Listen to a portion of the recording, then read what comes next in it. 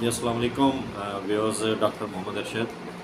آج ہم جس نسخے پر بات کر رہے ہیں وہ ہے ریڑھ کی ہڈی کے متعلق۔ اگر ریڑھ کی ہڈی کا کوئی مسئلہ ہے، پین ہے، جیسا کہ ریڑھ کی تکالیف کی اگر ہم بات کریں، اس میں جب لائم کی کمی ہوئی ہو، یا ریڑھ میں کمزوری آ رہی ہو، یا ریڑھ کی ہڈی میں زخم ہو گیا ہو، یا ریڑھ میں کمی خون ہو، یا کمر میں درد ہو، اگر ریڑھ میں خم ہو تو خارجی علاج مفید ہوتا ہے۔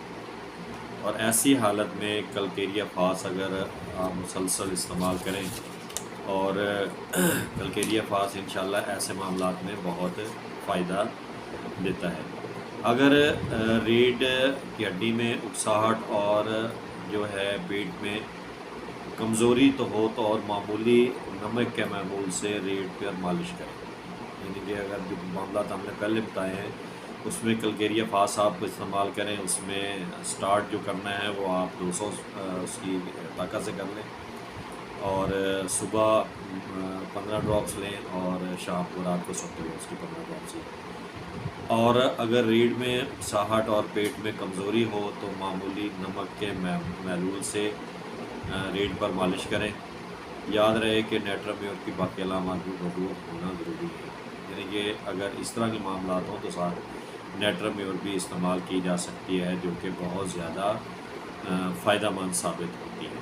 تو یہ دو دوائیں کلکیریا فاس ہو گئی اور نیٹرمیور ہو گئی، یہ دو میڈیسن آپ جو ہے نا اگر استعمال کریں گے تو ریڑھ کے جو معاملات ہیں، یعنی ریڑھ میں کوئی خم آ گیا ہے، یا کمی خون ہے، یا کمر میں درد رہتا ہے، اور اس کے لیے جو ہے نا خارجی علاج بھی صحیح ہے۔ اس کے لیے آپ کوئی آئل، ہم نے اپنی ویڈیوز میں بتایا ہوا ہے، اگر وہ آئل ساتھ استعمال کریں گے تو انشاءاللہ بہت جلد جو ہے نا وہ افاقہ ہو جائے گا۔